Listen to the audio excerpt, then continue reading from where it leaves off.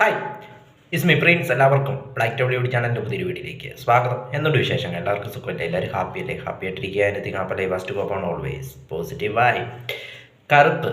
അപ്പം സൂര്യയുടെ ഏറ്റവും പുതിയ ചിത്രമായ കറുപ്പ് സിനിമ കണ്ടു. First of all comeback of real O G Singam Suriya എന്ന് തന്നെ പറയാം. അദ്ദേഹത്തിൻ്റെ ഒരു മികച്ചൊരു കംബാക്കായിട്ടാണ് എനിക്ക് സിനിമ കണ്ടപ്പോൾ തോന്നിയത്.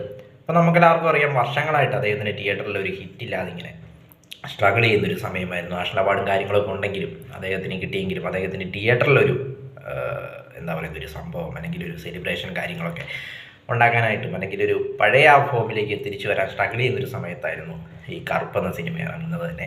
കറുപ്പ് ആദ്യം 14 റിലീസാകുന്ന സിനിമയാണ്. പക്ഷേ ഒരു ദിവസം താമസിച്ച് 15 ചിത്രം റിലീസായത്. ഫിനാൻഷ്യൽ സംഭവങ്ങളും ഫിനാൻഷ്യൽ ചെയ്ത് ബുദ്ധിമുട്ടുകളൊക്കെ കാരണമാണ്. പിന്നീട് സൂര്യ തന്നെയാണ് സ്വന്തം റിസ്കിൽ ഈ സിനിമ റിലീസ് ചെയ്തത്. അതിൽ ആർ ജെ ബാലാജി കരഞ്ഞുകൊണ്ടുള്ള സംവിധായകൻ ആർ ജെ ബാലാജി കരഞ്ഞുകൊണ്ടുള്ള വീഡിയോ ഒക്കെ വൈറലായിരുന്നു.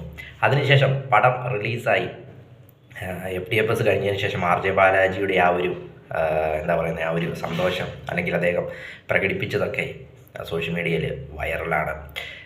ഏതായാലും അദ്ദേഹത്തിന് സൂര്യയുടെ ഒരു മികച്ചൊരു കംബാക്ക്, അത് പെർഫെക്റ്റ് ടൈമിലാണെന്ന് പറയാം. കാരണം വിജയ്, CM, അജിത്ത് റേസിങ്ങിന് പുറകെ പോകുന്നു. അപ്പോൾ അതുകൊണ്ട് തന്നെ അവിടെ ഒരു ഗ്യാപ്പുണ്ട്. ആ ഗ്യാപ്പിലേക്ക് അല്ലെങ്കിൽ തൻ്റെ പഴയ പ്രതാപത്തിലേക്ക് തിരിച്ചു വരികയാണോ എന്നാണ് എനിക്ക് സിനിമ കണ്ടപ്പോൾ തോന്നിയത്. വരുന്ന സിനിമകളെല്ലാം ഇങ്ങനെ കണ്ടിന്യൂ ആയിട്ട് ഹിറ്റടിച്ചാൽ പഴയ ഫോം അല്ലെങ്കിൽ സൂര്യ 2.0 നമുക്ക് കാണുവാനായിട്ട് സാധിക്കും.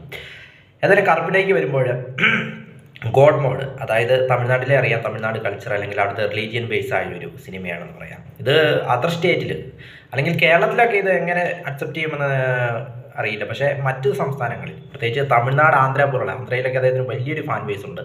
ആ സംസ്ഥാനങ്ങളിലൊക്കെ അവരുടെ ആ ഒരു റിലീജിയനുമായിട്ട് ബന്ധപ്പെട്ടൊരു ഇതാണ്. അതുകൊണ്ട് തന്നെ അവിടെയൊക്കെ തമിഴ്നാട്ടിൽ തന്നെ എനിക്ക് തോന്നുന്നു വലിയൊരു ഹിറ്റ് അടിക്കാനായിട്ടുള്ള ചാൻസാണ് കാണുന്നത്. വലിയ സെലിബ്രേഷനാണ് തമിഴ്നാട്ടിലൊക്കെ ആദ്യ ദിനം തന്നെ. കാരണം അവരുടെ ആ ഒരു റിലീജിയൻ അല്ലെങ്കിൽ അവരുടെ ആ ഒരു കറുപ്പ് സ്വാമി എന്നുള്ളൊരു ആ കോൺസെപ്റ്റും കാര്യങ്ങളൊക്കെ അത് അവർക്കൊരു വികാരമാണെന്ന് പറയാം. അതുകൊണ്ട് തന്നെ ഈ സിനിമ അവിടെ വലിയ രീതിയിലുള്ള ഓളം ഉണ്ടാക്കിക്കൊണ്ടിരിക്കുകയാണ് തമിഴ്നാട്ടിലും കാര്യങ്ങളിലൊക്കെ. അപ്പോൾ ഒരു ഗോഡ് മോഡ് അല്ലെങ്കിൽ ആ ഒരു ഇതിലെ റിലീജിയൻ ബേസ് ആയിട്ടൊരു കഥ വളരെ നല്ല രീതിയിൽ ആർ ജെ ബാലാജി എടുത്തു വെച്ചിട്ടുണ്ട്. പിന്നെ എടുത്തു പറയേണ്ടത് ഇന്ദ്രൻസിൻ്റെ പെർഫോമൻസ് ആണ്. ഇന്ദ്രൻ ചേട്ടൻ്റെ പെർഫോമൻസ് വേറെ ലെവലായിരുന്നു. കാരണം നല്ല രീതിയിലുള്ള അഭിനയം അദ്ദേഹം കാഴ്ചവെച്ചു. അദ്ദേഹത്തിന് നല്ല റോളായിരുന്നു സിനിമയിൽ കിട്ടിയിട്ടുണ്ടായിരുന്നത്. പിന്നെ ഇന്ദ്രൻസിൻ്റെ മകളായിട്ട് അഭിനയിച്ച ആ കുട്ടിയുടെ പേരറിയില്ല, നല്ലൊരു പെർഫോമൻസ് ആയിരുന്നു. പിന്നെ തൃഷ, പിന്നെ അങ്ങനെ നീണ്ടു പോകുന്നു. പിന്നെ ആർ ജെ ബാലാജിയുടെ പെർഫോമൻസ്, കാരണം ആർ ജെ ബാലാജിയാണ് ഇതിൽ നെഗറ്റീവ് റോൾ ചെയ്യുന്നത്. അപ്പം ഞാൻ ഓർക്കുകയും ചെയ്തു, സൂര്യയ്ക്ക് ഒരു കട്ട വില്ലനായിട്ട് ഇദ്ദേഹത്തിനെ കൊണ്ട് സാധിക്കുമെന്ന് ചെയ്തു. ഇപ്പോൾ വേറെ ലെവൽ പെർഫോമൻസ് ആണ്. സംവിധായകനായതുകൊണ്ട് തന്നെ വേറെ ലെവൽ പെർഫോമൻസ് ആണ് ഇദ്ദേഹം അത് കാഴ്ചവെച്ചത്. പിന്നെ ഓഫ് കോഴ്സ് സൂര്യയുടെ കാര്യം പറയേണ്ട കാര്യമില്ല. നടിപ്പിൻ നായകനാണ്. ഏത് റോൾ കൊടുത്താലും അദ്ദേഹം വളരെ മനോഹരമായിട്ട് ചെയ്യും. ഇതിലൊരു കുറച്ച് മാസ് റോളാണ്. നല്ല രീതിയിൽ അദ്ദേഹത്തിൻ്റെ മാസും സ്ക്രീൻ പ്രസൻസും ഒക്കെ നമുക്ക് ഗൂംസോംസും കാര്യങ്ങളൊക്കെ തരുന്നുണ്ട്, ഫൈറ്റും കാര്യങ്ങളൊക്കെ.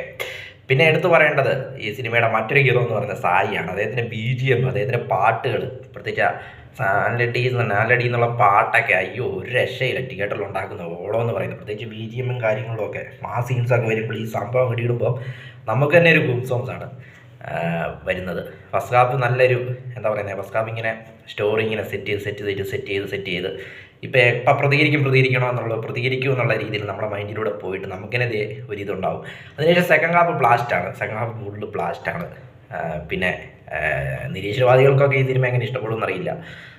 ഏതായാലും തമിഴ്നാടിൻ്റെ കൾച്ചറിൻ്റെ അവരുടെ റിലീജിയൻ ബേസ് ആയൊരു സിനിമയാണിത്.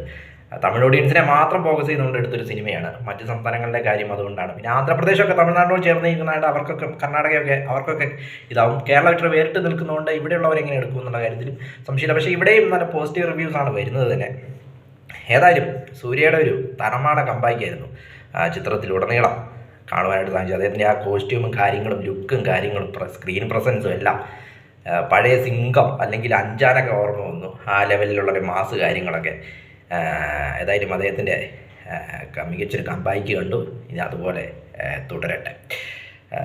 പിന്നെ സായി, അദ്ദേഹത്തിന് നല്ലൊരു ഫ്യൂച്ചറാണെന്ന് തോന്നുന്നു. ഇനി ഏതായാലും അനിരുദ്ധേറ മാറി സായിയറ വരാൻ പോവുകയാണെന്നാണ് എനിക്ക് തോന്നുന്നത്. പിന്നെ ആർ ജെ ബാലാജിയുടെ നല്ല രീതിയിലുള്ള അഭിനയവും നല്ല രീതിയിലുള്ള ഡയറക്ടറും കാര്യങ്ങളൊക്കെ ആയപ്പം പടം വേറെ ലെവലിൽ കൊടുത്തു. വീഡിയോ ഇഷ്ടപ്പെട്ടാൽ ലൈക്ക് ചെയ്യുക, ഷെയർ ചെയ്യുക, സബ്സ്ക്രൈബ് ചെയ്യുക. വീണ്ടും പുതിയ വീഡിയോയിൽ കാണാം. അതുവരേക്കും ടേക്ക് കെയർ, ബൈ.